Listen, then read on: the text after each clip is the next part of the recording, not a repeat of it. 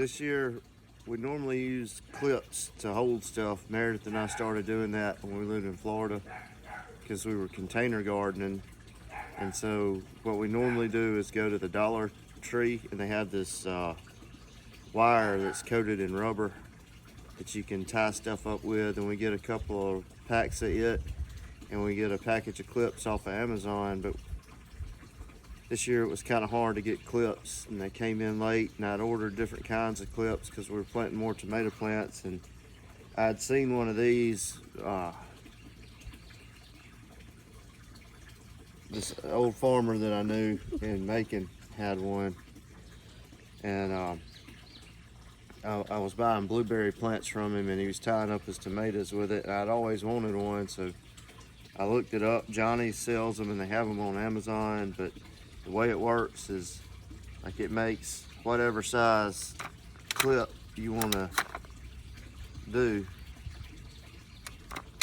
It just is automatic. You squeeze it one time, push where you want your plant to go, and it'll make as big a clip. Well, hang on.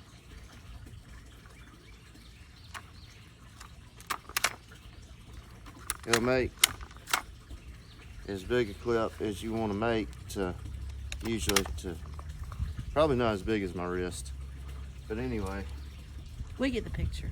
Yeah, it's automatic. You can do it with one hand, and you get enough tape to use, like more than what I'll use in a couple of years when you order it. The tape just goes in here in this little compartment, and you just feed it through, and it's got staples that go right there.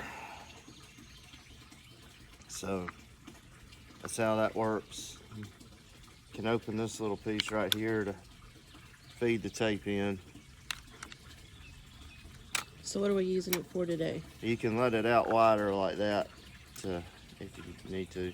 We're going to use it today to trellis stuff up on the Horta Nova trellis. We're going to put peas and beans and cucumbers on there that have fallen off in all these storms. We've had storms every day for like, I don't know what, 2 weeks? Yeah, over 2 weeks. At least. So I'm trying to get the cucumbers up out of the dirt and tie the tomatoes up. Hey, Chip. Chip, you ready to go to work? No? Let's go.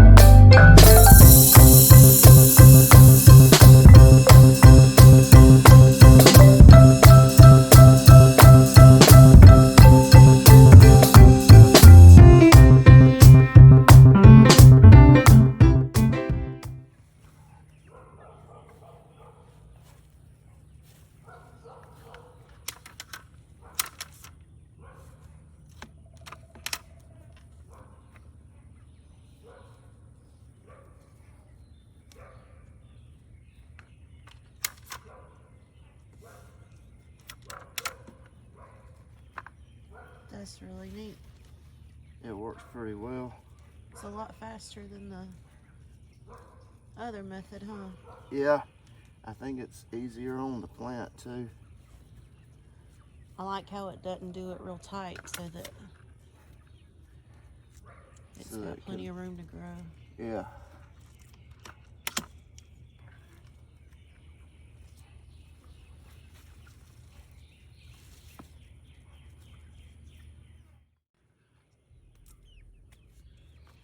That thing is loaded. Yep. I've been pollinating them with an electric toothbrush. Like this one is a Cherokee purple. I usually have trouble getting them to set fruit, but it set pretty good fruit.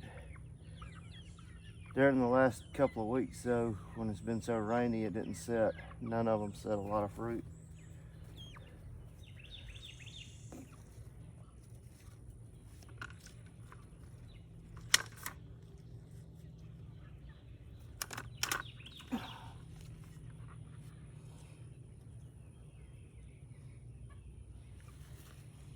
I just wanted to point out something real quick. We watch this YouTube channel a lot called Cog Hill Farms, and they make a point to tell everybody that anybody can garden. You don't have to have a whole lot of special fancy stuff. And point being bamboo. We just went and harvested some bamboo from just down the road, because right now with the COVID stuff, there hadn't been a lot that's been readily available. So Abe just went and cut down some bamboo and using it for tomato steaks. And then at the Dollar Tree, everybody's probably wondering why we have a yellow floaty in the garden. But there's these, you explain what the name of it is. We first put out seedlings, or whatever you call baby plants. I guess they're seedlings. Started plants. Transplants.